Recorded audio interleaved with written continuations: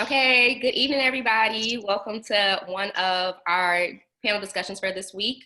We are talking about mental health as it relates from the transition from high school to college, how that has affected some of our guest speakers, whether it be good, bad, or blah, kind of in the middle. We definitely wanted to touch on this topic because quite a few of you are going to be making that transition in the fall, and there may be some tips that you could use. And then even for those who are not quite ready to make the transition, it's probably things you should keep in the back of your mind as you're considering some of the best options for college. So I want to do something different. I'm going to have everybody on mute except for our guest panelists who are mental health professionals.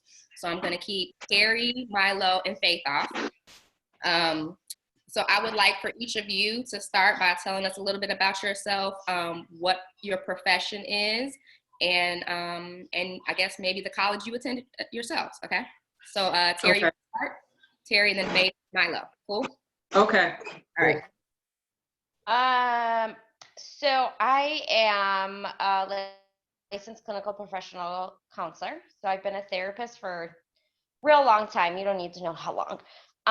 Ages me for a really long time. So I spent 8 years doing trauma therapy in the juvenile prisons throughout Illinois. I spent 2 years working with children and family in DCFS.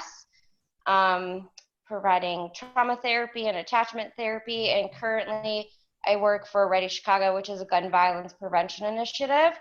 So I've stepped out of my clinical role a little bit, and I do all the safety and security policies and procedures for the entire initiative. And so, yeah, that's my clinical stuff. And I did undergrad at Loyola Chicago, and then I got my graduate degree in forensic psych from the Chicago School of Professional Psychology. All right. That's what I'm talking about. Okay, I'm Faith. I went to Chicago State University and got my bachelor's degree in psychology. I'm also a certified alcohol and drug counselor. I've had about 13 years experience. Excuse me.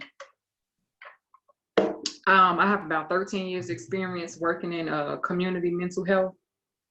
I've done everything from HIV testing and counseling to methadone maintenance. I've also worked with DCFS. I've worked with transitioning people out of nursing homes who were diagnosed with schizophrenia and bipolar disorder.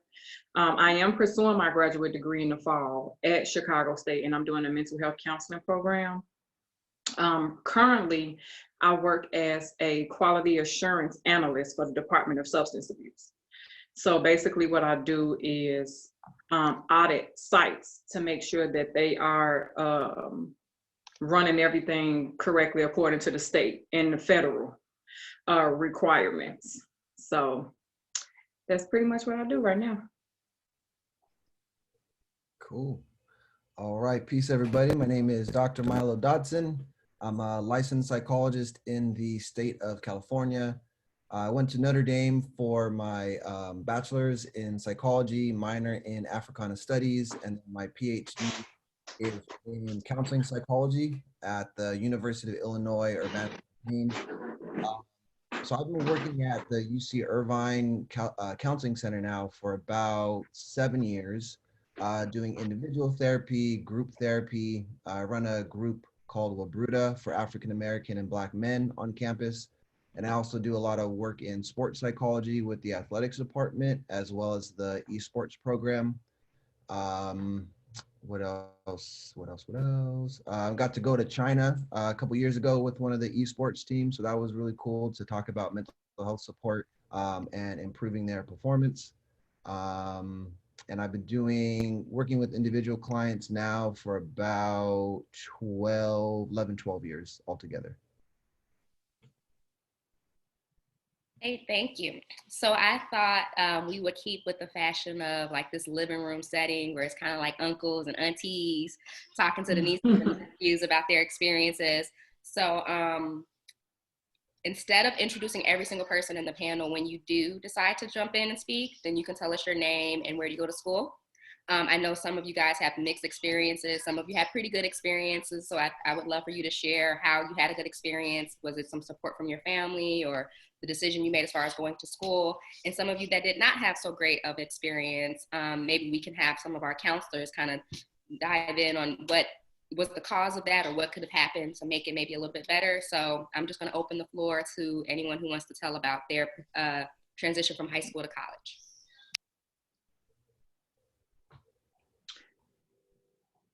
Okay. Well, my transition was very interesting. I didn't go to college right away. I worked after high school. I worked for several years. My mother's death prompted me to go back to school. So, not that I didn't want to go back, but because of how I had to grow up, which was very fast, very challenging. I needed to work. And once I found out that the mental health field is what I wanted to do, I knew that going back to school was what I, eventually needed to do. And when my mom passed, it was something that I told her that I was going to do. And that was my motivation. So I went ahead and I went to Kennedy King College first, got an associate's in mental health and addiction studies. And then that's where I got my certification for alcohol and drug addiction. And then I went right to Chicago State. So going to college for me was a very different experience because I wasn't young. I was 22 when I went back to school. So it was very stressful for me because I still had to work a full-time job. The support system wasn't as strong because my mom had passed and I was grieving that. So it was a rewarding experience and it was a motivating experience, but it was challenging. Man, I really appreciate you sharing that. And I think sadly enough, I had a similar experience coming from high school to college. So how difficult that was. But my name is Stokely Davis. I am a senior now. Yeah, senior, I guess, because the year is over. Senior at Clark Atlanta University. And I am studying digital marketing and public communications. Let's see here. So I graduated in 2016 from Kenwood Academy. And then originally I went to Morehouse College with Deshaun. And it was a big transition kind of, just because I had been always used to working. And so I had always had a job since I was like 12 years old, and coming down to college, not being able to have a job and stuff like that, that was a little bit difficult for me, not understanding like how I'm going to, I feel like really what it was, I never truly learned how to budget before I got to college, like how to properly budget and like set money aside for things in the future, and like that you don't always need to have something just because you can buy it. And so when I got to college, like all the money I'd saved up like the summer before, like I'd worked 2 jobs and stuff, worked crazy hard all summer, blew all that money in like a month.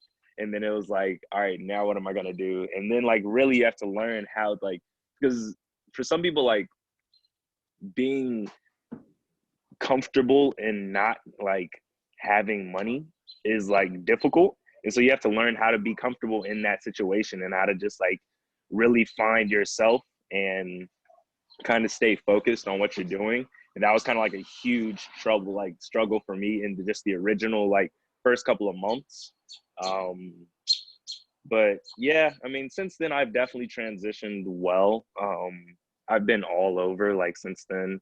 I left Morehouse College my freshman year because of like some relationship stuff, which is like, if you guys need advice on that, I could talk to you guys about that as well. But like some crazy stuff, like just getting into relationships and being like too involved in relationships and not focused on school just because you have that like freedom. So like that definitely like took away from my focus on my grades and stuff like that.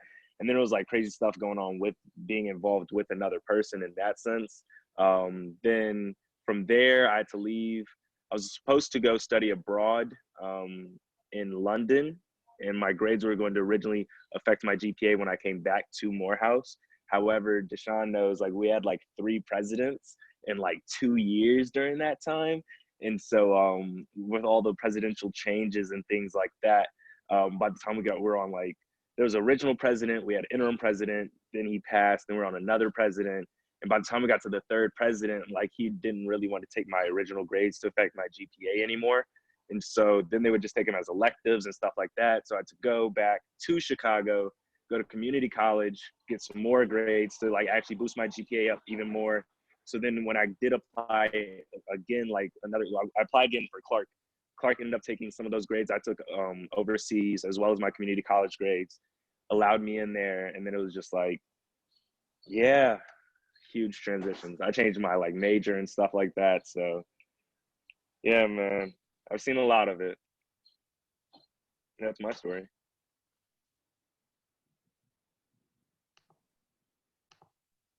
Dr. Dotson, would you like to continue? I was waiting. I was just gonna take my time on that one and wait. Stokely, I don't know if you had heard. Yeah, you feel me? What? Can he hear you or no? Can you hear me or not? Frozen. I think it's a delay on his end, so I just muted Oh. him. Yeah, it just went out for a second. Yeah, Yeah, so it just went out for a second. All right. So I'm gonna jump back in slowly. I can hear you. All right, cool. So again, Milo Dodson. So I grew up where I'm at now in the Los Angeles area in California. And about a week before I left to start Notre Dame in the middle of nowhere, Indiana, my grandpa passed away. So similar to Faith navigating tragedy and navigating loss, that was a big part of what started my college experience. And I think even though I was studying psychology, I didn't really understand what mental health was. So I think there was a difference between the books and the knowledge and the literature compared to what I was actually feeling and experiencing. So being able to look back, what I was doing to myself and trying to, or how I was trying to navigate, was to really isolate. And I would spend a lot of time studying, but I was doing that and everything else on my own. So once I realized that college and life in general isn't about doing everything on your own and actually looking to others for support, that's when I started to really enjoy my college experience a lot more. And I can get into more of that later. But for me, that it was a rough transition at first. And I want to encourage, all the students to think about being intentional and planning ahead of time to make sure that you have that support network in place. I think that's the same thing for me. I chose a college close to home because I knew I needed that support from my family. I needed the distance just a little bit, but I knew I wasn't all the way ready to go all the way out of state for college. And I could imagine 18-year-old version of me having a difficult time had I not, stayed close to home. And then also for me, what helped me with the transition to college was I went to a very diverse school. So kind of finding like-minded people and kind of making that my crew, that became my support system as well through that transition. So they're actually my friends to this day. And I think that's like the best type of support I could have given myself at the beginning of college. I think that for me, a lot of the adults on this phone know my story of home just being very difficult for me and wanting to not be at home and wanting to get away. So I had many options. Common Ground took me to the Chicago scholarship, the Chicago Scholars thing. Yeah, that. And, I was getting accepted to all these schools, getting a lot of scholarship money because I had, decent grades, and I had a good enough portfolio leadership-wise to get into people's schools, but my ACT score sucked. Like, I took it 3 times, they got the same score. Right. So when it came to a lot of big money, it was questionable when it came to institutional funds. Right. Decision day came around, which I know a lot of you are about to experience. And my mental path started shifting really bad because I was like, I don't know where I'm about to end up. May 1st, my mother was writing a check to Tuskegee. They'd give me some money, and I only had to pay $2,000 per semester to be fine. I was like, I could do work study and be all right, you know, and that was going to be awesome for me, right?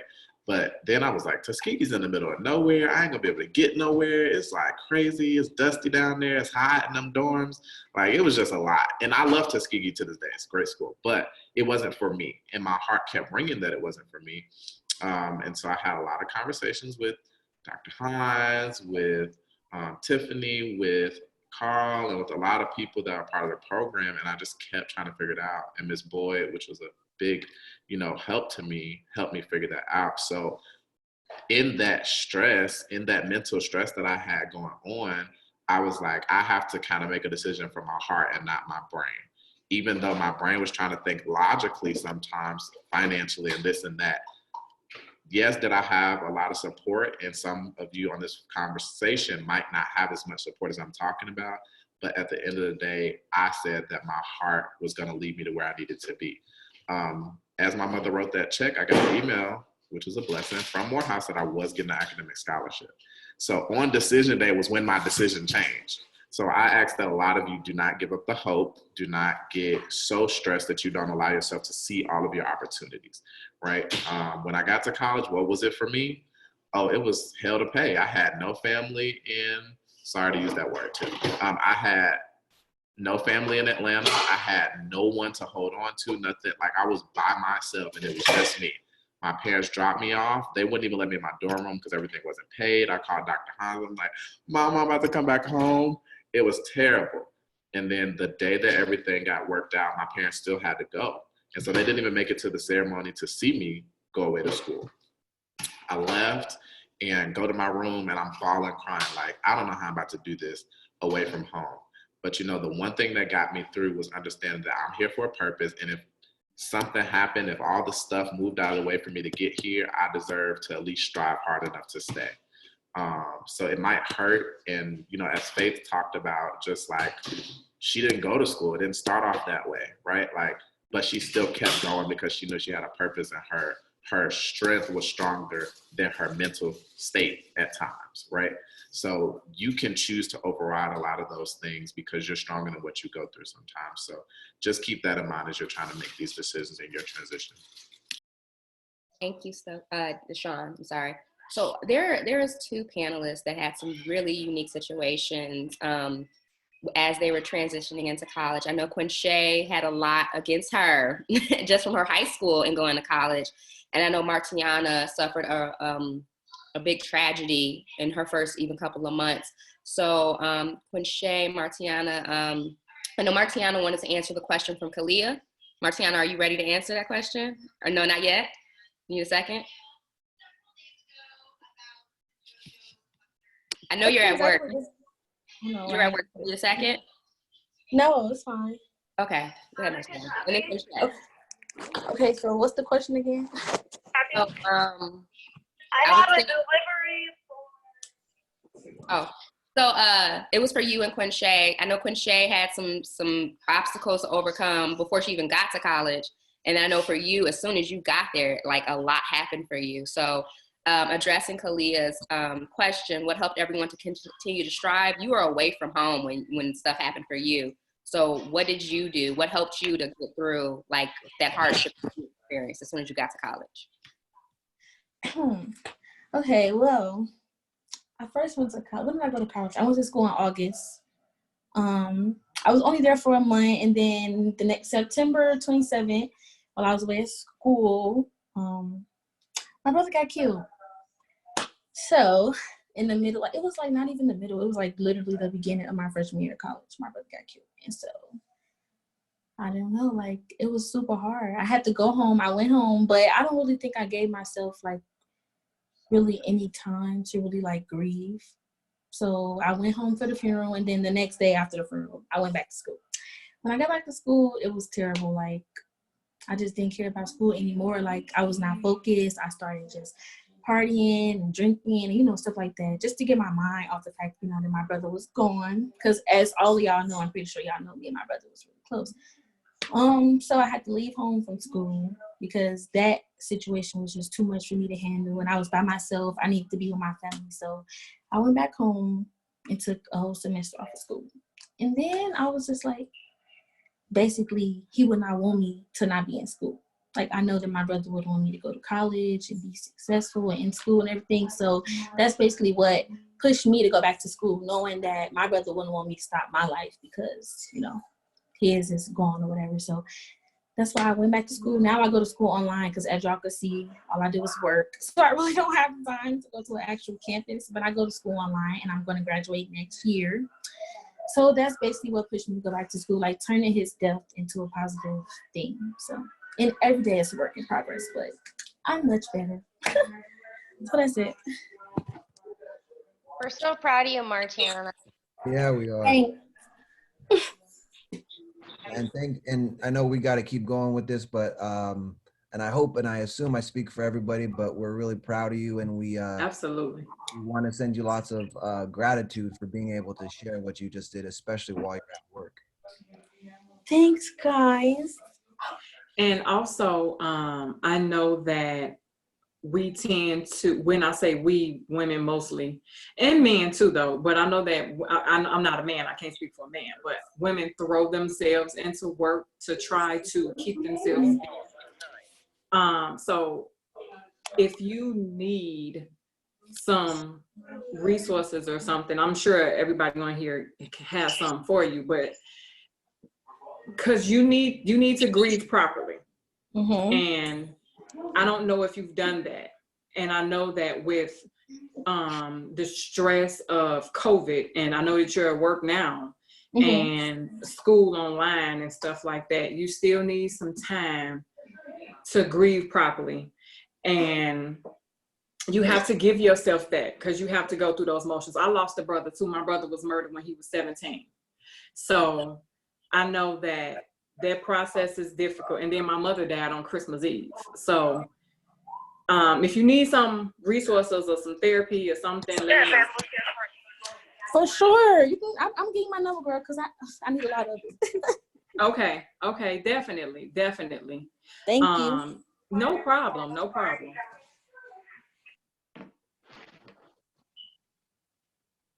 I wanted to kind of pick up on Faith's point there. So speaking as a man and speaking specifically as a Black man in America, all too often are situations, whether that's with grief, whether that's with the loss of a relationship, just anxiety and depression, we're almost applauded for throwing ourselves into work. Exactly. And we're put down or we're discouraged from expressing feelings. And so what ends up happening is that in the meantime, sure, you can see a little boost in your productivity, but if you look at the health of Black men, a lot of the issues that we're plagued with and that we experience start with mental health. And so whether that's because of eating or structural racism and race-related stress, we really, really need to express those emotions. So going back to the question, I think it was Tiffany, how we continue to strive, right? So how we continue to thrive is really to be able to let that out. Because the thing about emotional pain, whether that's grief, anxiety, and or depression, the thing about pain is that it demands to be felt. So pain's gonna, be hanging out, chilling, and be like, all right, cool. You want to wait? All right, I'll be here. I got time. And Absolutely. Can I get a free session from the doctor? Bro, you just said something with that one. I'm not gonna hold you. Milo, talk. Oh, woo. So pain's gonna be waiting, saying like, all right, cool, I got time, bruh. And then when you're not expecting it, it's gonna sneak up on you. Whether that's you not getting enough sleep, whether that's you having increased substance use, or whether that's all your relationships just going down the toilet. Absolutely. So what's most helpful is for you to be able to, especially when you're transitioning to college, whether that's in-state and or out of state, is to be able to find support so you can let that pain out in a healthy and helpful way. So then that way you're facing that pain face on instead of it kind of coming at you unexpectedly.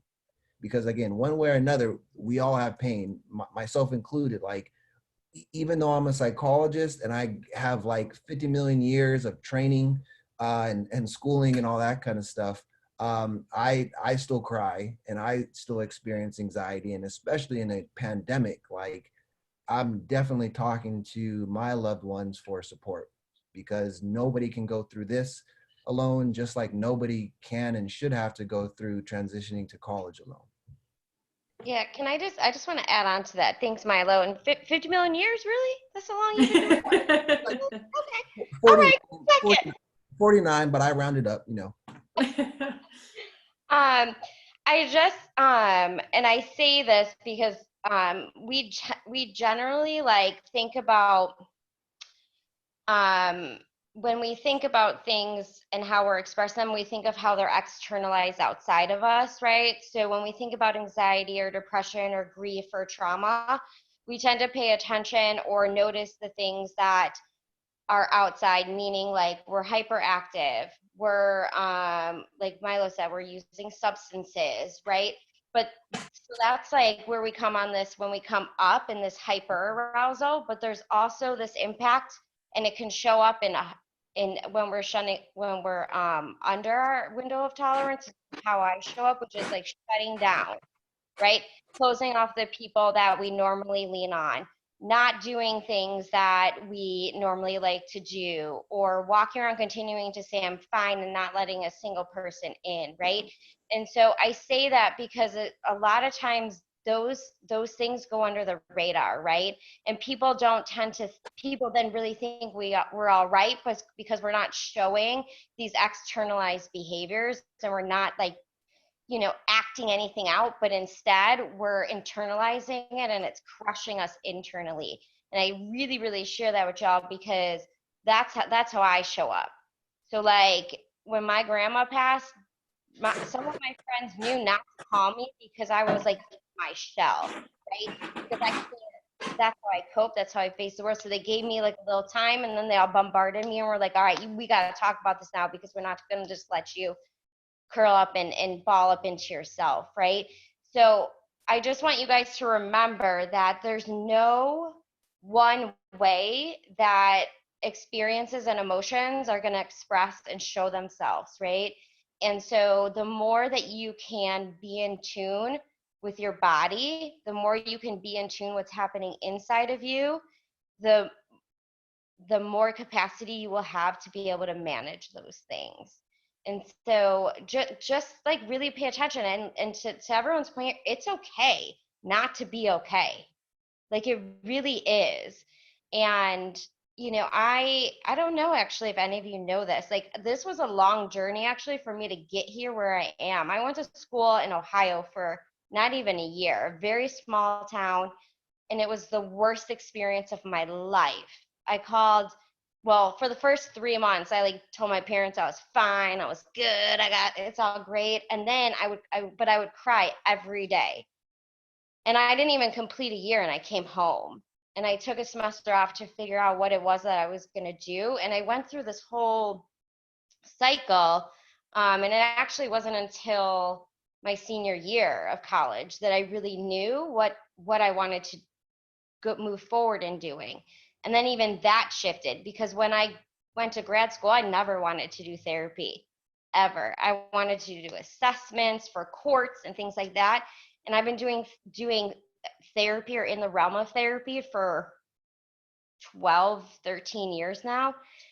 And so I say that because it's okay to change. It's okay to like recognize that what you're in maybe isn't what you wanted to be in, but all of that comes from creating a platform where you can have enough self-awareness to be honest with yourself about those things. Terry. Thanks for sharing that, Terry. Quinche. So I remember some of your story your senior year about people not really being for you for the school you were trying to go to, but then you mentioned in a conversation that even when you got to the campus, you still had some obstacles to kind of overcome. So do you want to share a little bit of your story with us? Sure. So my senior year of high school, I was shoot and beg for schools. I applied to most of the top schools, and I ended up going to the University of Notre Dame. Go Irish. But my high school counselors and principals did not want me to go there. They told me specifically a girl like me wouldn't thrive there, which was a huge disappointment because I thought these people were the ones that were supposed to support me and push me forward, and they were against that. But I ended up getting into Notre Dame with a full ride through a program called Quest Bridge. And once I got there, I hit the ground running because I had to prove these people wrong, which isn't something I should have did. Because I was dealing with what, like Milo said earlier, holding in pain, and pain needed to be felt. I was dealing with a lot of issues and then forcing myself to go into work. And I basically imploded on myself to the point where I didn't leave bed for basically a month. I missed classes. And I wasn't reaching out for help. My mom thought everything was good because when she called me, I was like, yeah, I went to class today. I hadn't left my room. And my grades started to reflect that. And then my mom got my grades. And I was just like, oh, it's just me struggling with my first year here. And she didn't take that. And she forced me to get help. I started seeing our counselors there, talking to people and learning healthy coping mechanisms, which was great because the rest of my 3 years weren't that great either. There were issues of racism on campus. There's a small amount of Black people on our campus, and especially after the 2016 election, things got rough for us. Right before my junior year, within the span of 3 months, 2 of my cousins were killed due to gun violence in Chicago. Right before this year started, my grandmother was diagnosed with cancer. And I know if I didn't get help or my mother didn't push me to get help back in freshman year, I wouldn't have the coping mechanisms and the way to deal with my pain in a healthy way now that I have. I wouldn't be proudly saying I'm going to law school in August. I probably would have moved back home by October at that point.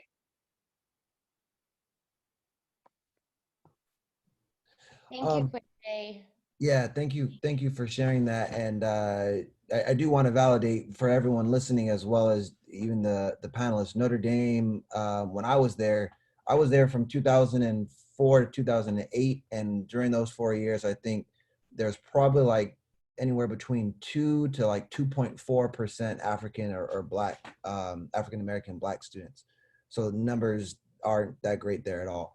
The other thing that's important to explicitly point out here, a combination of what's been shared already, but we all have mental health just like we all have physical health. So like if you're in a position where, not just during a pandemic, but you're coughing, you're sneezing, you got a fever, all these sort of symptoms, no one's going to tell you like, all right, cool, wait until you like develop pneumonia, or wait until it gets really, really bad to go see a doctor. Ideally, and granted, healthcare in our country ain't so great, but ideally you're going to access healthcare and physical healthcare before things get worse. And so what we're talking about with depression in particular, kind of think about sadness as kind of like, seasonal allergies or the common cold. But then when you get depression or you get more like severe anxiety, that's more of like the severe type of pneumonia or bronchitis. And so what's most helpful to prevent, ourselves from having to stay in bed for a month or not doing well in class is to make sure that we're taking preventative measures on an ongoing basis, not just when you have those types of symptoms. Because again, we all have mental health just like we have physical health, and that deserves the attention, the care, and the treatment too.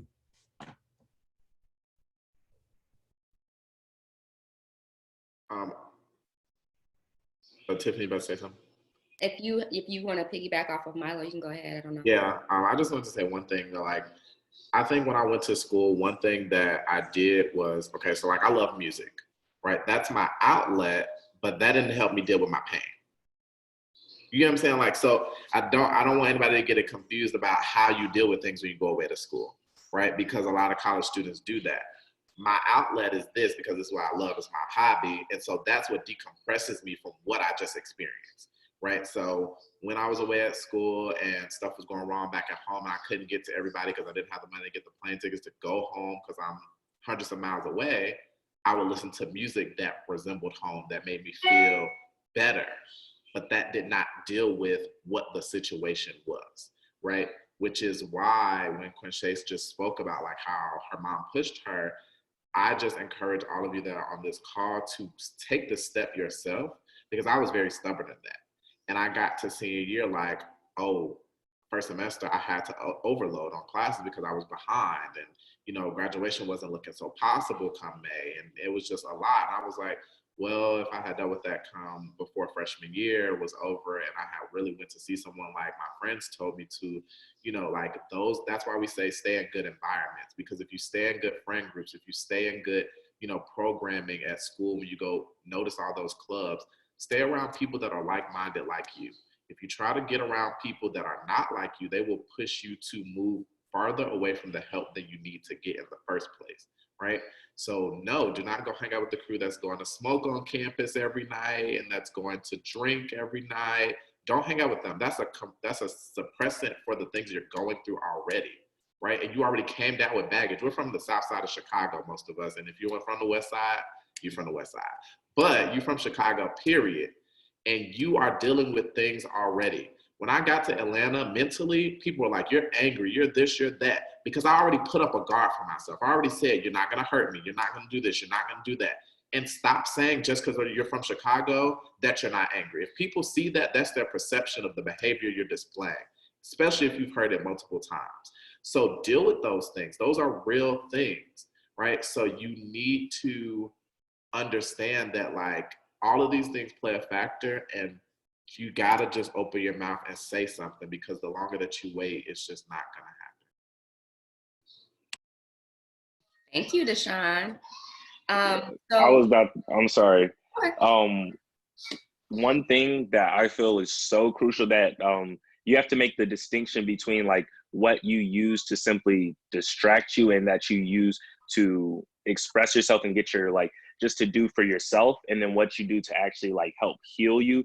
Like that is so crucial. That's something I'm trying to learn now as like a senior in college. Like I'm 22 trying to figure that out now. Like I love soccer. I've loved soccer since I was like 3 years old. I play soccer as like my distraction. Like Deshaun listens to music and stuff like that.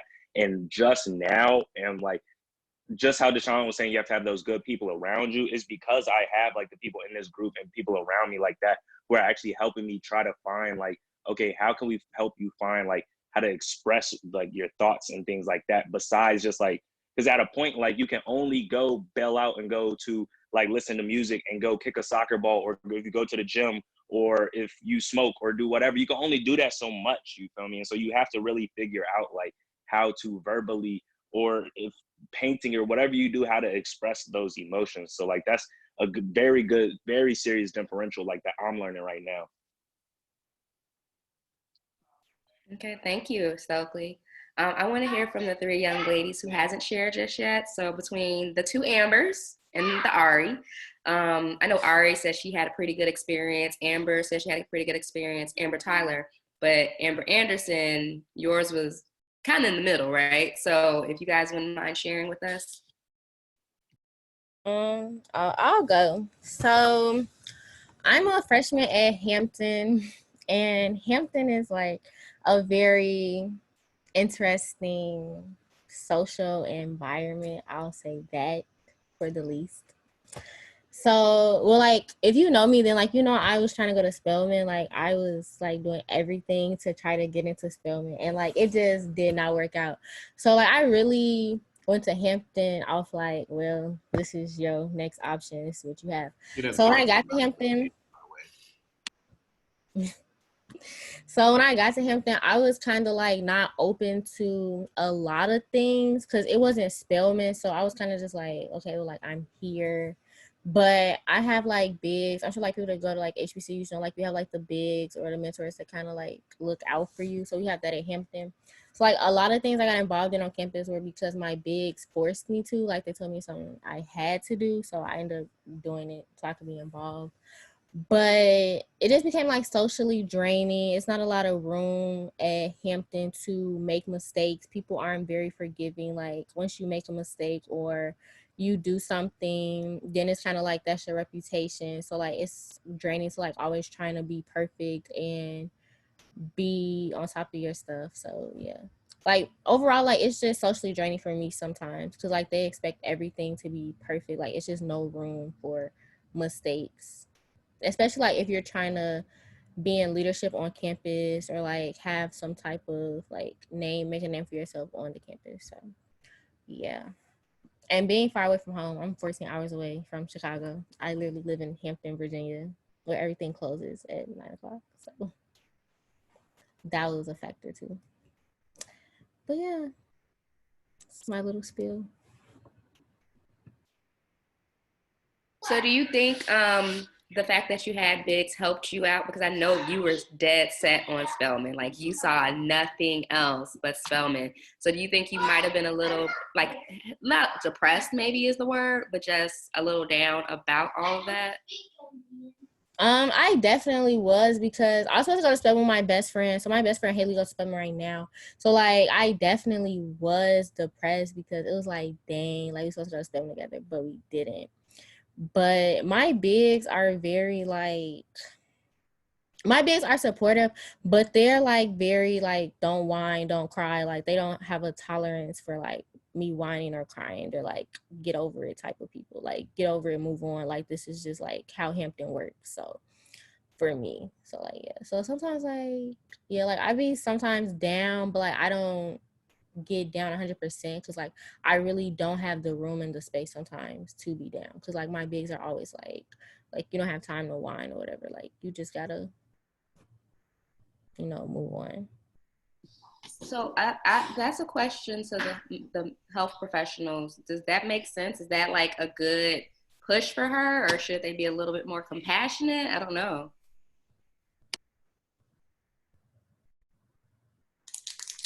That's not good. No, not at all. That going mentality is gonna burn her out and make her extremely stressed out, depressed, anxious. No, that's not what's up. You have to do things at your own pace. I didn't have the opportunity to go away to school. I did have a scholarship to Clark Atlanta. I played the alto saxophone in high school, but things happened and I couldn't go. So I don't really know a lot about the on-campus experience and stuff like that. But what I do know is that you won't be good to nobody else if you're not good to yourself. And you know how much you can take. So with going to school, whether you're just getting there, somebody had mentioned earlier about finances and how things didn't work out how they thought. It's the exact same thing for your mental stability. You have to work at your own pace. You have to give yourself a break.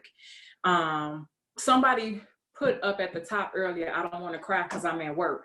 You have to let yourself cry because that's an emotion. You have to let yourself feel. You have to give yourself the opportunity to be human because you're not a robot and you can't operate like that. And then you won't produce. And I know that you're not going to school just to go. You want to do well and you want to get the degree and do whatever it is you want to do. But you have to take care of you, no matter what that is. If you have to take a walk, if you have to journal, if you have to, read some books, if you have to go to therapy, I recommend all of the above because you definitely need an outlet. And that going isn't it. That's not going to work.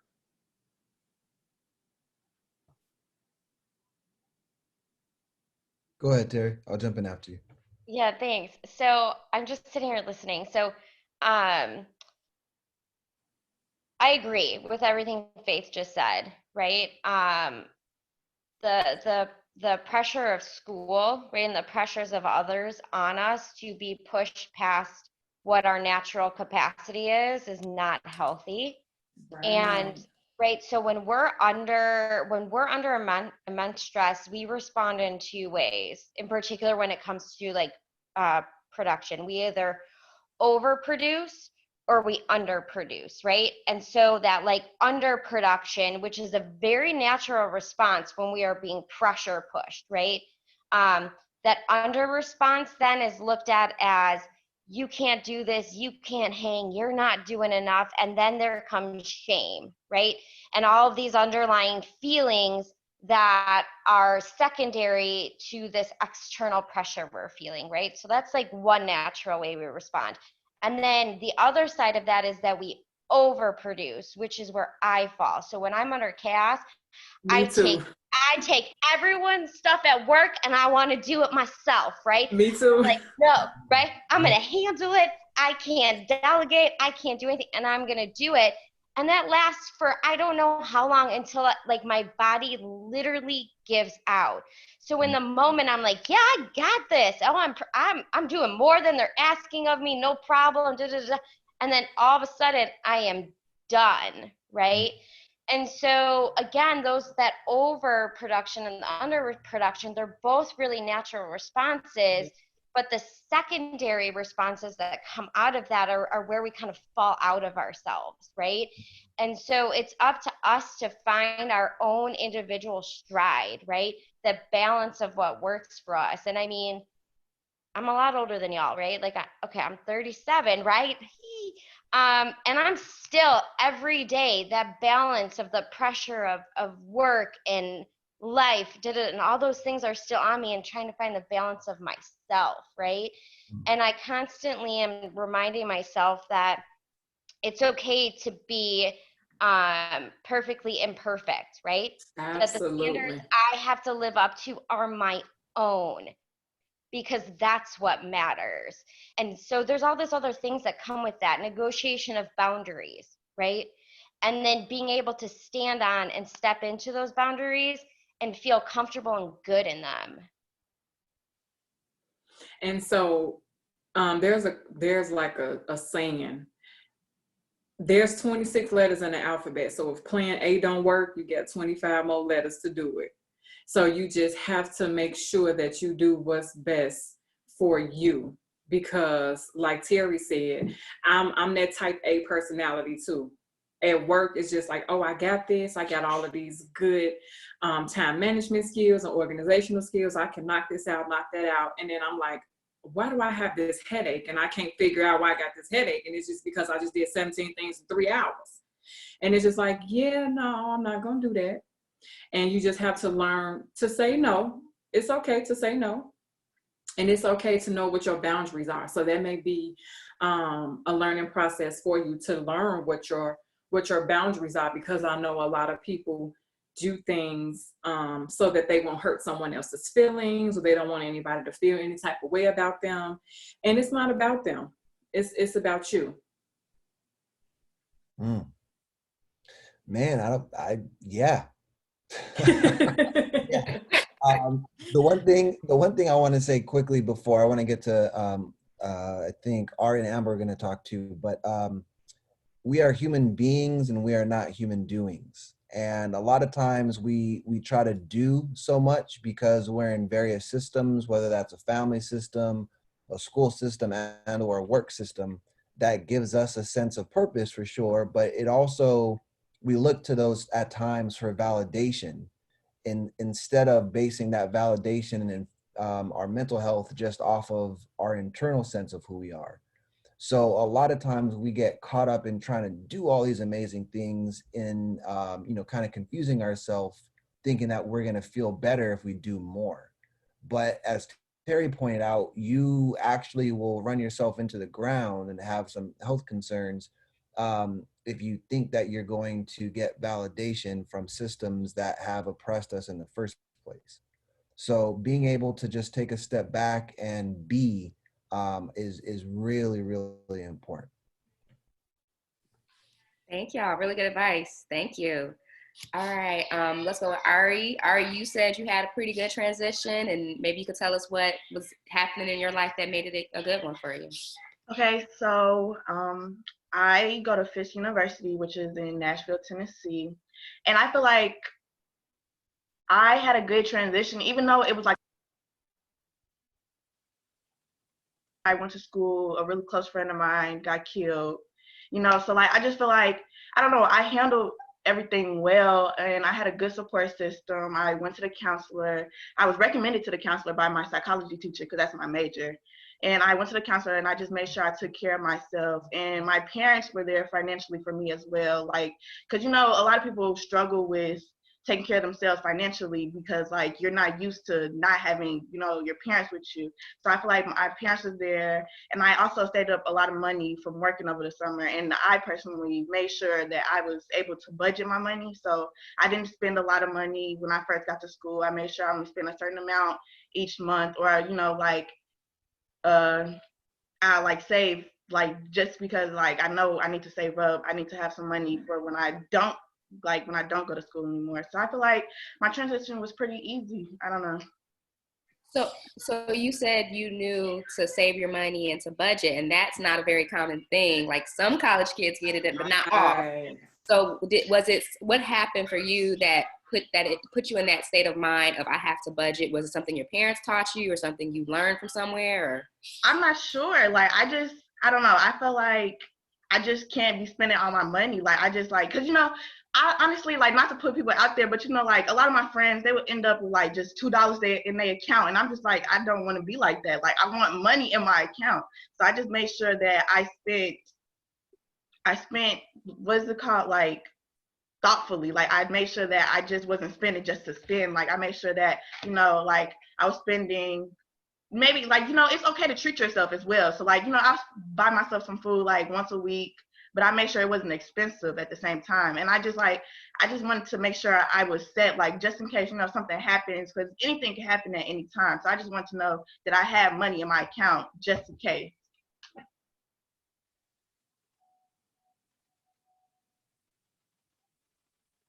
Did anyone want to comment on that? Somebody asked a question about what is it like majoring in psychology?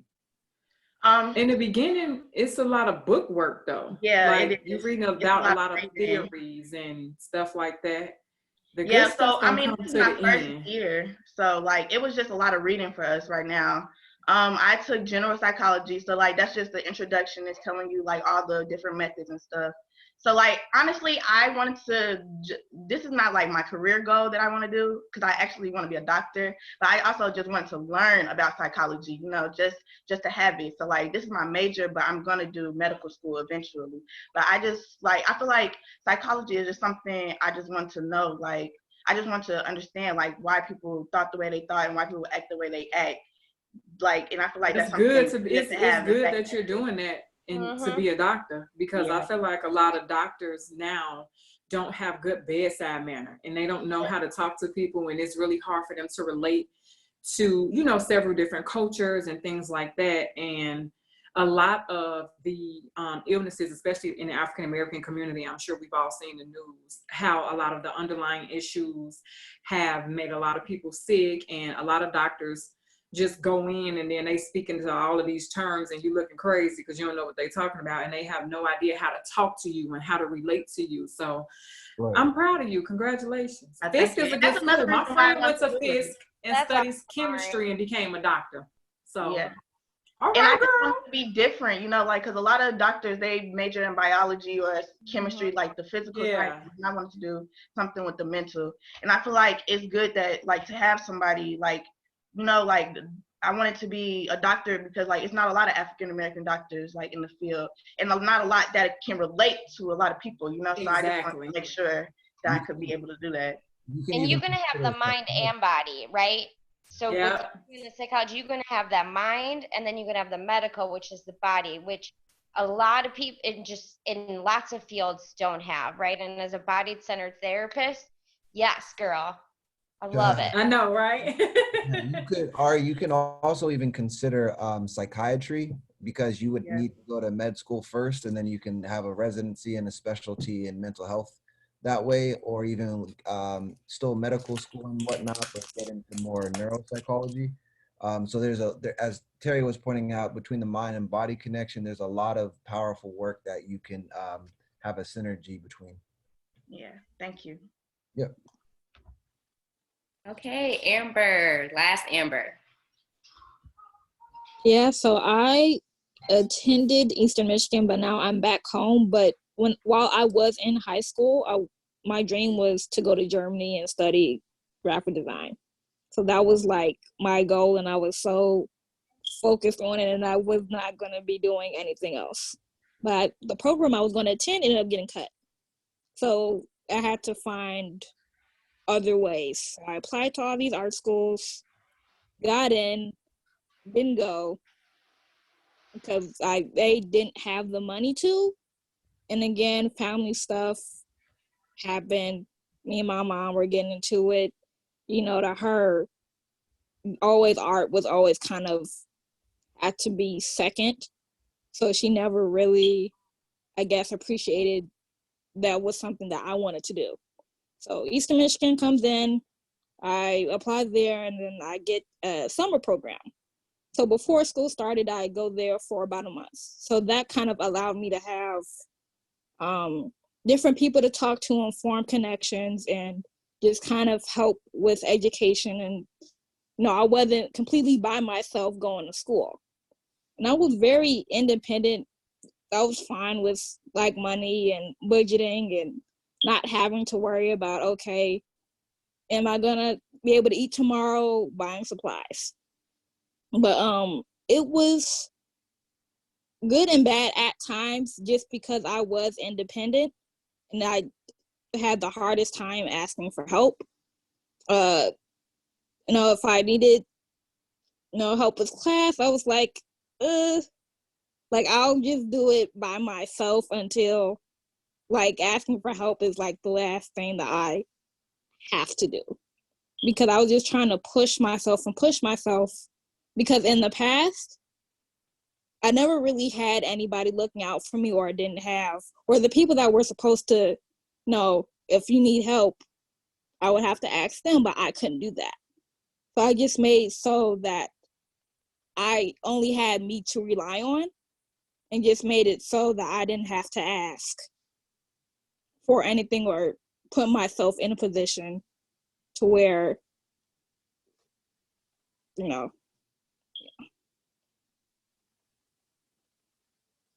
And that's very, it's a sad situation to as a young adult going to college to feel like you can't ask anybody for help, because you should be able to have a support system that you can lean on. Of course, some of us do and some of us don't, but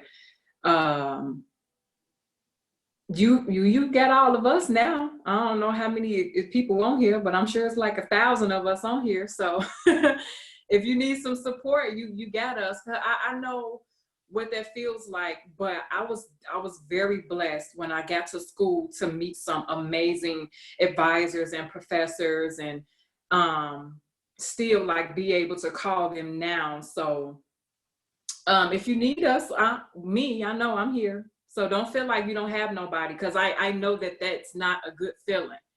And believe me, I'm one of those people that's like, oh, I can do it. I'm not going to ask anybody for anything. I'm going to save all my money and I'm going to do this. And you burn yourself out that way, because everybody needs somebody. Even if it's just to talk or to say, look at this painting that I did, or I'm finna go and buy some art supplies. What you think about this? Everybody needs somebody. So you got all of us. Yeah, I like the idea of making sure that we're always expanding our support network, because I know for me, as much as I was raised by a single mom, and as much as she wanted to help me with math, I think she lost any of that, with algebra 2 or trigonometry sophomore and junior year of high school. And so I needed to learn to like reach out to other people for support and not just my mom. So she was kind of like, yeah, I got you, but like, I don't got you. And so after a while, when it started to expand to other topics, whether that's school or emotional things, like it's important that we continue to reach out for support. And because our, network at the time may not be where we would want it to be, we don't think that we have to start doing it alone. That's just an opportunity to sit and reflect and to see who can I reach out to that's different from who I'm reaching out to now. Yeah, I agree. And even moving forward, like in your schoolwork and in your career, it's definitely important to have different mentors that can target specific areas in your life so that you can get a vast experience. When I was 15, I had a mentor who taught me etiquette. I had to learn a 15 course etiquette. I had to take a 15 course etiquette class. And I was told, you'll never know who you're running to. You have to know which fork to use first. You have to know which spoon to use first. And then I met a spiritual advisor. And, you know, I met someone who went to medical school. So I have a network of people that I can call for a lot of different things. And so, you know, I want that for you. So don't ever feel like you don't have anybody to lean on, because you got a whole lot of stuff going on this chat. There's a whole lot of us. We got a whole lot going on. We can help you. Okay, thanks. So we are officially at 8:12. So we have gone over, but it was some really great conversation we have been having, really great advice from our professionals. So to wrap it up, if anyone wants to just share some suggestions to students who are getting ready to transition to college, even those who are maybe freshmen or sophomores in high school, any just advice from your experience or from your, you know, profession that they can kind of keep in mind as they're choosing schools and preparing themselves to leave for college? I would say to definitely kind of really think about what you want to go into after you graduate, or like what your profession is, because trade school is an option, or taking a 2-year program is what I'm doing right now. So that will definitely save you a lot of money, and you can learn all you need to know for whatever the job is, and you're good to go. I would say. Do yoga.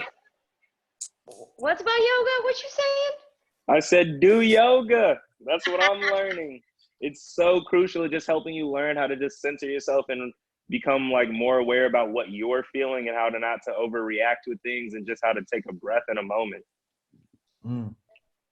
So Stokely, you'll be at the yoga class tomorrow then at 1 o'clock with me, right? When is it? Tomorrow at 1. 1 p.m. I'm there. All right, cool. Terry, you did that. That's you. No, right? You see this? I would really actually say don't be afraid to fail, right? I think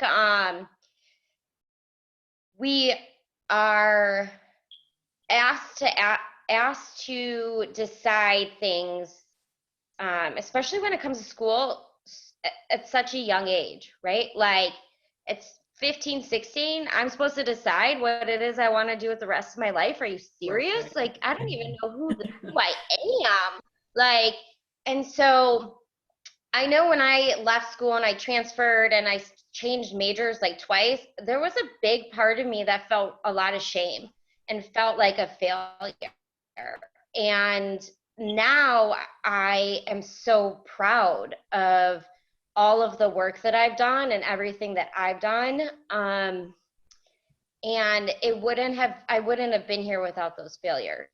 And so I think that would be my advice, is like shifting your mindset about failure, because it's not a negative thing. It's a learning platform, and I always look at it as a new place to dive from and to take another leap. I also agree, because I feel like college really teaches you how to fail, because I never used to fail tests. Like at Kenwood, I feel like it was pretty easy, to get by, get help and everything. And in college, I got 60s on my exams, and I was just like, wow. But I feel like college really teaches you to just fail and go, because after I failed my test, I was just like, you know what? Nothing I can do about it now. So just learn harder, maybe change up the study habits a little bit. I think college prepares you, whatever your major is in, college will automatically give you a doctorate in failing. And I think what is important to recognize here, though, is we really have to redefine what it means to fail. Because if you're thinking about failure as a way that like you're not a good person or you don't have enough value, that's failure. But if you take failure as another step on the road to success, then that's actually giving you something that you didn't have before, and you can use that to achieve whatever the goal is. And so, kind of connected to what Terry had shared, my last thing that I would say is it's so crucial, whatever your major is, whatever your schooling is, even if you're going to the armed services, be kind to yourself all the time, because failure will happen. Like I was on basically academic probation in the first half of my first semester at Notre Dame, and then I went on to get on the dean's list and all that kind of stuff. But you will fail, you will make mistakes, and if you acknowledge that those are expectations and not consequences of you not being a good enough person, then you can actually be kind to yourself to navigate that a lot easier.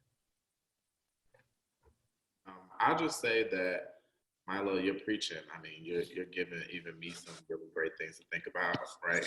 You definitely over there feeling him with them chips you eating on and everything.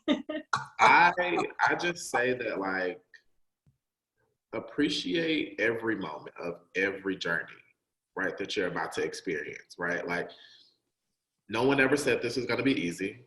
No one in this program ever told you this was going to be easy. If they did, you should run and tell Tiffany so that she can correct whoever that was that said that, because it's not. You know, from the moment that you decide the next step of your life is going to be difficult. And so I think that for everybody on this phone, like, the only words I can give you from my experience is like, stay grounded. Stay grinding. Like, you were built for this. You were made for this. This is not something new to you. You know how they say, I ain't new to this, I'm true to this, right? Like, keep that in your mindset as you continue to go, and, fall and get back up.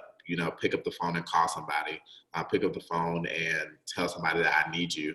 That's okay. We're not vulnerable as people all the time to be like, I need you. We always feel like we got to have it and we got to hold it together. People are going to talk bad about us, right?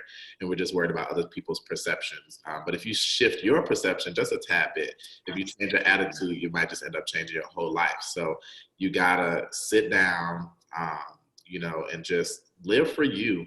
And, even in this moment, like where I am, I think I still struggle at times because, again, we're human, and we will slide backwards sometimes.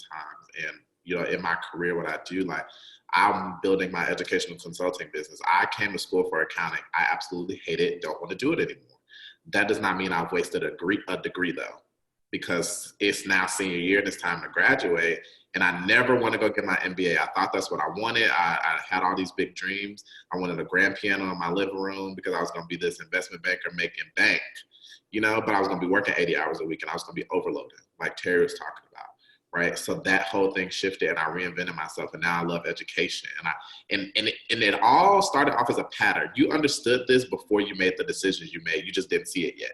So don't think that you don't understand anything. Don't think that you don't get it. It will all make sense. It will just make sense a little bit later. 40 days, 40 nights in the wilderness. If you know what I'm talking about, I'm preaching real good. Wow. Hey, go. We're going to rise in a minute. Okay. Y'all are stupid, but I love y'all, and I think this is great. So just keep shining, keep being who you are, and you'll be fine.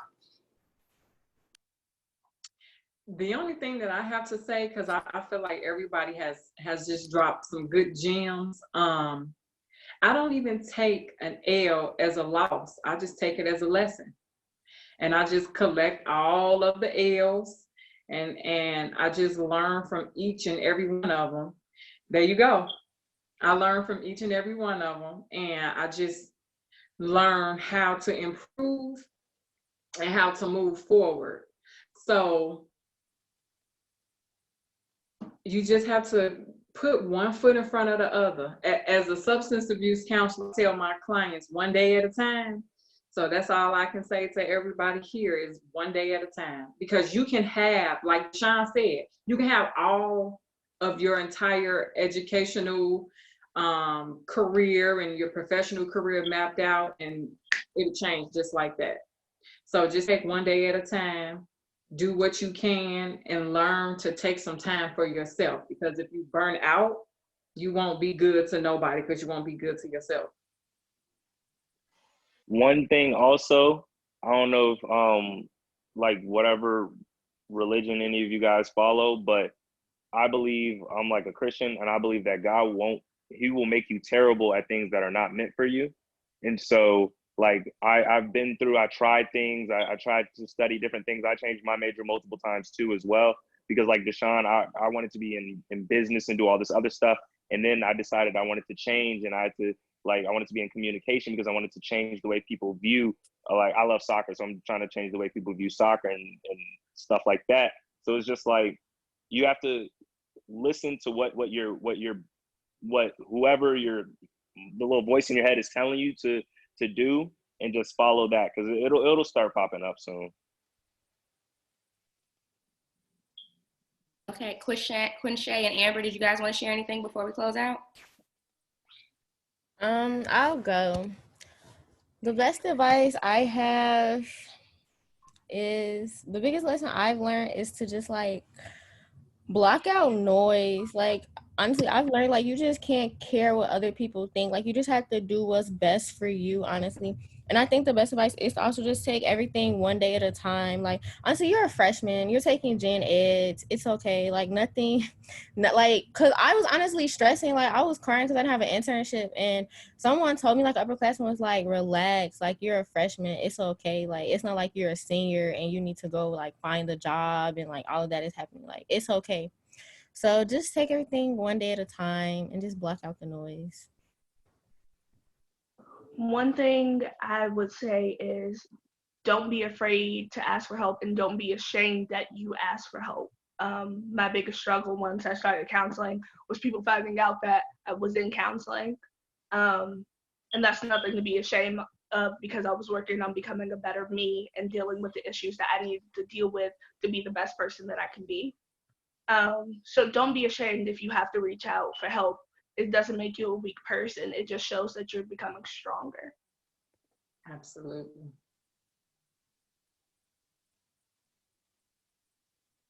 Okay, well, thank you, everyone.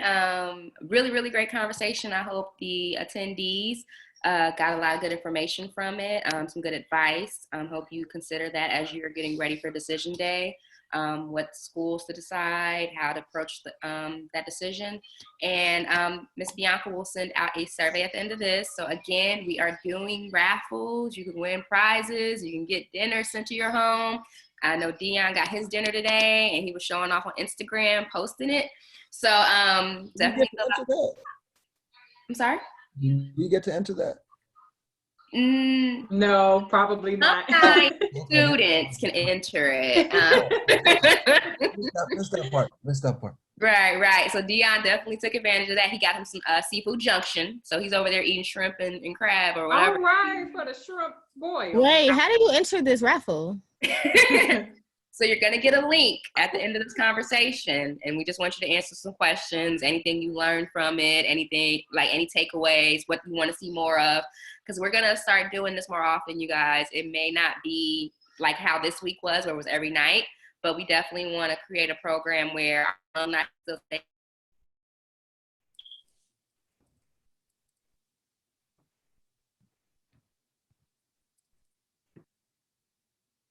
Okay, guys, Tiffany has frozen.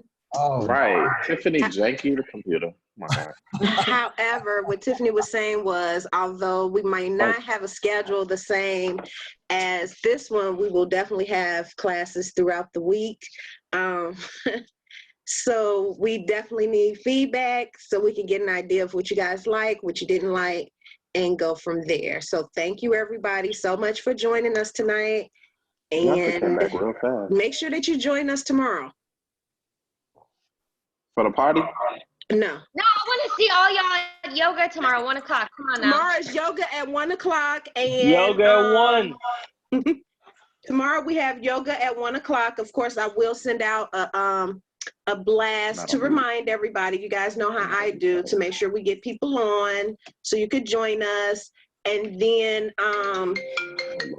Are we gonna get on yoga? Friday, what am I trying to say? What's today? Friday? Oh, sorry guys. Saturday afternoon is Show Me the Money, where we will have Miss Boyd and a couple other people on talking about financial aid, scholarships, and so forth. So make sure you guys join us, and we will see you then. All right. All right. See everybody later. Have a good one. Have a good one. Bye. Bye-bye. Peace. Be safe. Bye.